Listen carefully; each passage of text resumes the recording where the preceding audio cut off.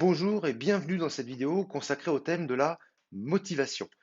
C'est un thème qui est très important, qui est très simple. Et donc l'idée, ça va être de comprendre ce que c'est que la motivation et de réussir à utiliser les connaissances qu'on a acquis. En fait, en effet, la motivation, depuis les années 70, ça a été étudié par la psychologie d'abord, par les neurosciences ensuite, et donc on sait assez bien ce que c'est et comment ça marche. Donc on peut avoir, comme toujours, différents filtres de lecture, différents spectres d'analyse. Celui que je vais vous proposer est celui qu'on utilise notamment en préparation mentale. Donc il y a d'autres lectures possibles, mais en tout cas, je trouve que ce cadre-là, il est simple et il fonctionne bien, il a le mérite d'être utile. Bon, alors, première question, classique maintenant dans mes vidéos. Première question, c'est pourquoi s'intéresser à la motivation? Hop, attendez, je vais vous mettre ça en grand, voilà. Pourquoi? Ben, d'abord parce que quand on est motivé, eh ben, ça peut paraître évident, simple, mais bien sûr, on va gagner en performance et en bien-être. C'est-à-dire que on va avoir du mal à passer du temps à s'engager à faire du travail si on n'est pas motivé. Et si on ne travaille pas, on va pas progresser. Quand on progresse pas, on n'est pas tellement mieux. Et quand on n'est pas bien dans ses baskets, eh ben, on n'arrive pas non plus à travailler. Donc c'est un cercle vertueux où la motivation va nourrir à la fois le bien-être et la performance qui vont se nourrir entre eux. Voilà, c'est tout un ensemble. Donc ça paraît évident que lorsqu'on est motivé soi-même et qu'on a des équipes qui sont motivées, eh ben, on aura plus de résultats, plus de plaisir à travailler, plus de facilité à passer les épreuves, et on sera tout simplement mieux dans ses baskets. Alors, je vais vous parler aujourd'hui des trois types de motivation qu'on connaît. Donc, je m'appuie pour ce faire sur le livre de Daniel Pink, La vérité sur ce qui nous motive. Donc, je vous ai mis une photo ici que vous trouverez assez facilement en commande en ligne ou même dans les librairies. C'est un classique, c'est un livre qui est assez court, qui est très facile à lire, qui est très bien structuré et dont je vous invite vraiment à la lecture. Daniel Pink nous explique, en vulgarisant les travaux scientifiques, que, grosso modo, il existe trois types de motivation. La motivation dite biologique, la motivation extrinsèque et la motivation intrinsèque. Alors nous allons nous pencher plus ou moins longuement sur chacun de ces trois types de motivation. Donc le premier type de motivation, la motivation biologique d'abord, bah, c'est tout simple. C'est en fait ce qu'on a en nous, qui consiste à dire, bah, là j'ai besoin de boire, j'ai besoin de manger, j'ai besoin de me reproduire. Donc ça, c'est des leviers de motivation qu'on a en nous de manière biologique, innée. Bon, voilà, c'est très intéressant, mais pour la partie professionnelle, c'est pas là-dessus qu'on va se pencher. Donc on va s'intéresser aux deux autres types de motivation. D'abord, la motivation extrinsèque. La motivation extrinsèque, vous voyez, j'ai mis le dessin, c'est ce qu'on pourrait appeler le bâton et la carotte. C'est la motivation, les éléments de motivation qui nous viennent de l'extérieur, c'est-à-dire pas de moi-même, mais des messages qu'on va me renvoyer. Donc, la motivation extrinsèque, une récompense quand tu travailles bien, une sanction quand tu travailles mal, c'est quelque chose qui est opérationnel, qui fonctionne uniquement si les tâches sont pénibles et répétitives. En effet, lorsque tu as une tâche à faire, on te donne un travail à faire qui est pénible et répétitif, bah, honnêtement, si on ne donne pas une motivation sous forme de récompense, bah, tu n'y vas pas. Voilà, c'est normal, c'est humain. Le problème, c'est que dans la société actuelle, on a de moins en moins de tâches pénibles et répétitives. Alors, tout est relatif. On vit encore de la pénibilité, mais pas du tout la même chose que nos parents ou que nos grands-parents. C'est-à-dire qu'il n'y a plus à travailler dans les champs avec une charrue, il y a pas, il y a moins d'éléments physiques, il y a moins d'éléments répétitifs. On a mécanisé, on a informatisé, donc du pénible et du répétitif, il y en a de moins en moins. Et motivé avec de la récompense ou de la sanction, ça marche uniquement sur, ce type de tâche-là. C'est-à-dire que ça ne marche pas, ça a été démontré, sur des actions, des tâches qui demandent de la réflexion et ou de la créativité. Alors, c'est pas que ça marche pas, c'est que c'est pire que ça. C'est-à-dire que quand on va essayer de motiver, quand on va se motiver soi-même ou quand on va motiver un collaborateur par le bâton et la carotte, alors qu'on lui demande de réfléchir, d'être inventif, d'être créatif, eh bien en fait on va détruire sa motivation. L'exemple que Daniel Pink utilise, donc c'est une expérience réelle, hein, c'est en fait on va demander aux gens qui donnent leur sang et qui en général ne donnent pas leur sang pour être récompensés, on va leur dire si tu donnes ton sang, voilà, tu auras une récompense, tu auras de l'argent, je vais te rémunérer pour donner ton sang. Eh bien, en fait, dans l'immense majorité des cas, je crois que c'est 80% de mémoire, les gens arrêtent de donner leur sang. Donc en fait, quand on applique les mauvais leviers de motivation selon le contexte, eh ben, c'est pas qu'on motive pas, c'est qu'on détruit la motivation. Et quand on a détruit la motivation de ses collaborateurs ou des membres de son projet, ben évidemment, ils avanceront plus. On ne pourra pas compter sur eux. Donc le troisième type de motivation auquel on va s'intéresser, c'est la motivation intrinsèque, c'est-à-dire ce qu'on a en nous. Quels sont les leviers de motivation qu'on a en nous? Et on va parler, en tout cas en préparation mentale, on va parler d'ingrédients de la motivation, puisque l'idée c'est un peu comme une recette que tu pourrais constituer. Il faut que tous les ingrédients soient présents et si possible en harmonie. Il suffit d'un ingrédient pour déséquilibrer ta recette. Et bien c'est pareil avec la motivation. Il suffit que un des 6 ingrédients principaux soit absent pour avoir un manque de motivation. Donc premier temps, on va s'intéresser à quels sont ces ingrédients et ensuite comment on peut essayer de doser la quantité d'ingrédients pour pouvoir trouver l'harmonie. Donc, premier ingrédient de la motivation, tu vas voir, c'est très simple, comme souvent, hein, c'est beaucoup de bon sens, mais ça a le mérite d'être lisible. Le premier ingrédient de la motivation, c'est le sentiment d'autonomie. Attention, le mot sentiment, il est très important. Ce qui compte, c'est pas l'autonomie que tu donnes à ton interlocuteur, à ton collaborateur ou que tu ressens toi-même. Ce qui compte, c'est le sentiment d'autonomie que tu as. C'est-à-dire que tu peux être très autonome, mais ne pas te sentir autonome. Et donc à ce moment-là, tu vas pas être motivé de la même manière. Donc ça paraît évident, mais quand on se sent autonome dans ses tâches, dans ses fonctions, eh ben c'est beaucoup plus motivant que quand on se sent imposé, contraint et qu'on doit simplement exécuter sans aucune liberté les ordres qu'on nous donne. Donc premier ingrédient de la motivation, le sentiment d'autonomie. Deuxième ingrédient, c'est tout simple, le sentiment de plaisir. Bah oui, effectivement, quand on prend du plaisir à faire ce qu'on fait, on est beaucoup plus motivé que quand on ne prend pas de plaisir. Ça paraît évident. Un adolescent, tu as peut-être un adolescent à la maison qui passe son temps sur Fortnite et tu dis mais qu'est-ce qu'il fait? Il perd son temps. Ouais, mais en attendant, il prend du plaisir à jouer à Fortnite et ça le motive à passer du temps, à faire des efforts et à progresser dans Fortnite, par exemple. Donc le sentiment de plaisir, c'est quelque chose qui forcément est très motivant. C'est simple, hein. Troisième sentiment ou ingrédient de la motivation, c'est le sentiment de maîtrise. Bah oui, moi je connais personne qui soit content d'être mauvais dans ce qu'il fait. On a tous envie d'être bon dans ce qu'on fait, d'autant plus quand ça nous plaît. C'est ce qui nous pousse à travailler, c'est ce qui nous pousse à passer du temps, à chercher, à progresser. Donc quand on a le sentiment de maîtrise, ben forcément on est beaucoup plus motivé que quand on ne l'est pas. Et je parle bien du sentiment, tout est relatif, la maîtrise elle est toujours relative. En parallèle du sentiment de maîtrise, parce que parfois on peut maîtriser, on peut savoir, sentir qu'on maîtrise, mais il y a un petit truc qui nous dérange. Ça t'est peut-être déjà arrivé, parce que tu sens plus comment tu vas pouvoir progresser. En effet, le quatrième ingrédient de la motivation, c'est le sentiment de progrès. Quand tu sens que tu ne progresses plus, tu perds en motivation. En revanche, à l'inverse, quand tu sens que tu as une voie qui s'ouvre devant toi, que tu vas pouvoir progresser, ça c'est hyper stimulant, hyper motivant. Tu dis voilà, aujourd'hui je suis pas très bon, mais je vois à quoi je vais pouvoir arriver demain. J'ai de l'inspiration, j'ai des gens autour de moi qui m'inspirent, qui m'aident, donc j'ai confiance en eux, je sais que je vais pouvoir progresser. Ben ça, c'est très motivant. On parlait dans une vidéo précédente de la pyramide de valeurs. Eh bien, je te parlais de l'échelon d'inspiration. Voilà, quand tu amènes de l'inspiration aux gens, qu'ils ressentent qu'ils vont pouvoir progresser, ben forcément, ça les motive. Ensuite, cinquième ingrédient, c'est le sentiment d'appartenance. Le fait d'appartenir à un groupe, c'est quelque chose de très motivant. Nous sommes des êtres sociaux, on a besoin de contact, particulièrement en situation de crise ou quand ça va pas bien, ou quand on est stressé. Donc le sentiment d'appartenance, c'est quelque chose qui est fondamental. C'est pour ça que dans les clubs, on a les mêmes maillots, qu'on va faire, on va mettre en place des activités ludiques, où on va partager un moment tous ensemble, parce que ça permet de créer un groupe, de créer une cohésion et qu'on se sent appartenir à ce groupe-là. Il n'y a rien de pire que d'être rejeté d'un groupe. C'est quelque chose qui est ultra violent.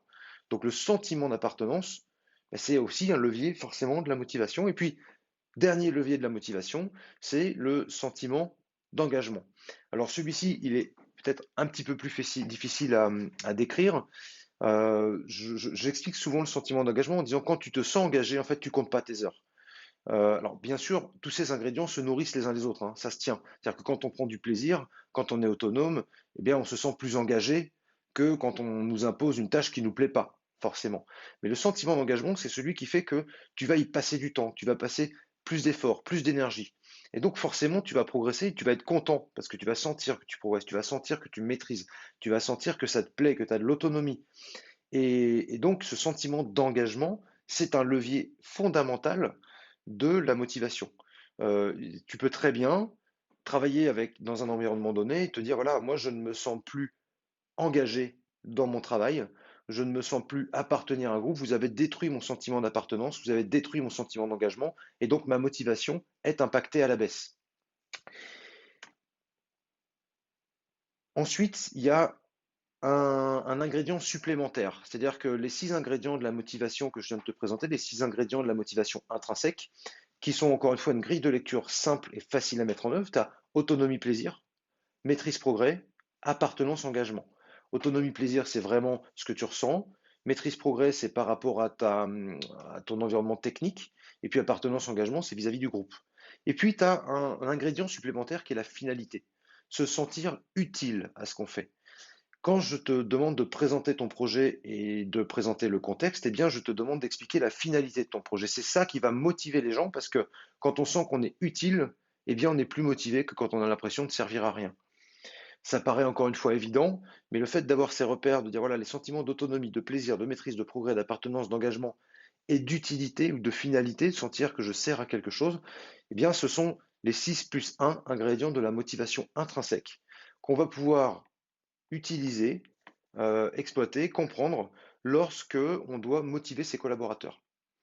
Donc l'étape d'après, c'est de comprendre comment j'utilise ces connaissances-là, qui ne sont pas nouvelles, hein, c'est des connaissances qu'on a depuis longtemps, ça date des années 70, qui se sont peut-être affinées depuis, mais il n'y a rien de nouveau là-dedans.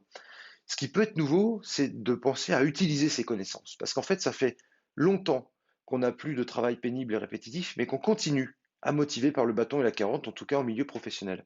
Et ça, eh ben, on le voit bien aujourd'hui, ça ne marche pas, et ça marche encore moins avec les générations qui arrivent. Donc, il faut être capable, puisqu'on connaît les sentiments, les ingrédients de la motivation, il faut être capable de les mesurer si on veut pouvoir progresser, puisque on n'aura pas de progrès sans mesure. Ça, c'est une règle générale. Donc, comment on va utiliser ces connaissances? Eh ben, tout simplement, on va évaluer chacun de ces sentiments, et puis on va essayer de compléter ce qui manque, c'est-à-dire qu'on va apporter l'ingrédient qui manque ou qui fait défaut. Peut-être qu'il n'y a pas assez de beurre, peut-être qu'il y a trop de gras, je ne sais pas, ben, je vais essayer de compenser. Alors tu vas voir, c'est très simple en fait. Tu vas me dire, c'est pas facile de mesurer du sentiment. Oui et non, c'est vrai que c'est pas facile, et en même temps c'est très simple, parce qu'il suffit d'interroger la personne qui est face à toi. Donc moi je trouve qu'une méthode efficace pour interroger les gens, c'est de leur dire, voilà, sur une échelle de 0 à 10, où places-tu ton sentiment d'autonomie? Donc on a une échelle qui est suffisamment large pour que les gens puissent se positionner. Moi je leur donne le crayon, je leur dis, voilà, mets le curseur ou entoure le chiffre. Je veux, dans la mesure du possible, qu'il y ait une action manuelle, manuscrite, prendre le crayon, de mouvement, parce que c'est plus engageant que simplement donner une réponse orale ou cliquer sur un chiffre. Donc, dans la mesure du possible, quand je peux, hein, je donne un crayon, un papier, il y a mon échelle, je dis vas-y, mets le curseur où tu veux, ou sélectionne, ou entoure le chiffre qui correspond à ce que tu penses. Et puis ensuite, là-dessus, on va discuter. Parce que ça, c'est une valeur unique, c'est un sentiment de, donc ça ne se discute pas. Le sentiment qu'a ton interlocuteur, c'est son sentiment. Tu n'as pas à intervenir là-dedans, il faut simplement le prendre et l'entendre. Mais tu peux aller plus loin. Première question que je pose, et attention, la forme est très importante, c'est, ok, tu as mis 8, donc c'est quand même une bonne note, un 8, un sentiment d'autonomie, mais qu'est-ce qu'il te faudrait pour atteindre 10? Qu'est-ce qui manque pour atteindre 10? Qu'est-ce qu'on pourrait rajouter? On est en construction de valeur. Qu'est-ce qu'on pourrait mettre de plus pour arriver à 10? Et là, il va te donner des clés, il va te donner des solutions que tu notes ou que vous notez ensemble et que tu enregistres. Et ensuite, mettons qu'il ait mis une mauvaise note, il a mis 1, il va quasiment jamais mettre 0. Pourquoi est-ce que tu n'as pas mis 0? Sous-entendu, qu'est-ce qui fait qu'il y a quand même des choses positives? Sur quoi est-ce qu'on peut s'appuyer? Il y a du déjà là qui est présent. Le déjà là, c'est ce qu'on va pouvoir utiliser pour construire la suite, c'est la base. Ben, c'est quoi ton déjà là, en fait? Donc, c'est ces deux questions que je vais poser systématiquement sur chacun des sentiments. Alors là, j'ai pris que l'exemple de l'autonomie, mais la même méthode se répercute, se reproduit pour chacun des sentiments. C'est qu'est-ce qu'il faudrait pour atteindre 10 et pourquoi est-ce que tu n'as pas mis 0? Et donc là, ton interlocuteur, il va te donner des réponses. Il va donner plein de carburant, plein de matière. Et tu vas devoir utiliser cette matière ensuite. Et pour l'utiliser, tu vas, par exemple, sur le sentiment d'autonomie, tu peux détailler. Le sentiment d'autonomie, ok, j'ai du sentiment d'autonomie sur qu'est-ce que je fais, sur avec qui je le fais, sur comment je le fais, sur le rythme auquel je le mets en œuvre. Et donc, tu peux donner du sentiment d'autonomie ou donner de l'autonomie à ton interlocuteur sur toute ou partie de ces points-là. Et l'idéal, c'est de s'accorder avec lui. Voilà, aujourd'hui, c'est à 8, tu voudrais arriver à 10, d'accord. Est-ce que tu penses que, voilà, sur le qu'est-ce que tu dois faire, tu n'as pas d'autonomie parce que c'est à moi de te donner les instructions. Par contre, sur la manière de faire, sur le rythme, je te laisse de l'autonomie. Et là, dans la manière de passer les consignes, ça va être très important. C'est pas, ça va dire là, j'ai besoin que telle tâche soit faite pour tel jour. Par contre, tu gères ton temps comme tu veux. Ce petit par contre, tu gères ton temps comme tu veux, il va nourrir ce sentiment d'autonomie. Parce que même si mon interlocuteur a de l'autonomie, s'il n'en a pas le sentiment, eh bien en fait, il ne va pas être motivé. Donc, la manière d'amener les choses et le fait de lui dire, ben voilà, tu veux gagner en autonomie sur ce sujet-là, moi ça me va très bien, on fait comment, on fait à quel rythme, et pour qu'il se rende compte qu'il va progresser dans son autonomie. Donc, si je regarde l'exemple d'autonomie, il faut lui donner le bon niveau, celui qui va le motiver, mais il ne faut pas le perdre. Si tu lui donnes trop d'autonomie, il peut se sentir perdu, tout seul au milieu du désert. Et là, c'est pas bon. Donc, il faut le bon niveau et le meilleur moyen, encore une fois, c'est de lui demander. Et puis aussi, il faut avoir de la vision. Si tu peux lui apporter de la vision sur la vitesse à laquelle il va progresser et les étapes éventuellement qu'il va franchir, et bien là, tu vas construire, tu vas passer un contrat moral avec lui qui peut même être écrit pour lui dire voilà, je vais t'aider à progresser en autonomie en passant d'abord par cette étape, puis par celle-ci, puis par celle-là. Tu vas gagner ton autonomie, tu vas progresser et voilà comment tu vas faire et voilà par quelles étapes tu vas passer. Et ça, c'est très simple en fait, ça se fait tout simplement avec une base de méthode comme celle-ci et à l'occasion d'une discussion. Donc on pose les questions dans l'ordre. Quel est ton sentiment, ton niveau d'autonomie? Qu'est-ce qui fait qu'on pourrait l'améliorer? Pourquoi est-ce qu'il n'est pas mauvais? Ensuite, eh bien, on va détailler. Alors, c'est vrai aussi avec le plaisir. Qu'est-ce qui t'apporte du plaisir aujourd'hui? C'est la relation avec tes partenaires, c'est la nature de ton travail. Et il suffit de poser la question. Qu'est-ce qui t'apporte du plaisir aujourd'hui? Ok. En quoi est-ce que tu pourrais avoir plus de plaisir? Mais c'est vrai avec tout le reste, hein, avec l'engagement, l'appartenance, le progrès, la maîtrise, bon, même la finalité. Et donc, ensuite, on essaye de s'accorder sur la manière dont on va progresser, le rythme. Est-ce qu'on va progresser en linéaire? Est-ce qu'il va y avoir une évolution lente puis qui va s'accélérer? Est-ce qu'on va fonctionner par palier? Il n'y a pas de bonne ou de mauvaise réponse, mais simplement le fait de poser ça avec ton interlocuteur, ça va clarifier les choses et ça va, ça aussi, aider à le motiver. Voilà, j'espère que cette vidéo est claire, que tu peux comprendre avec ça les bases, que tu as des outils qui vont te permettre de tester et d'expérimenter. Et ce que je t'invite à faire dès maintenant, c'est de cartographier ta propre motivation. Donc, je vais mettre en lien un petit questionnaire qui te permettra, sur chacun des 6 plus 1 points évoqués, eh bien, de dire voilà où est-ce que je me situe. Alors tout ça c'est sectoriel, hein, ça dépend du secteur dont tu parles. Ta cartographie de la motivation, tu vas la faire dans le milieu pro. Si tu la fais en milieu perso ou associatif, ce ne sera pas la même. Donc il faut d'abord que tu fixes le cadre, le périmètre dans lequel tu réfléchis. Voilà, là je m'adresse à la cartographie dans mon activité pro actuelle, par exemple, ou dans mon activité associative. Voilà.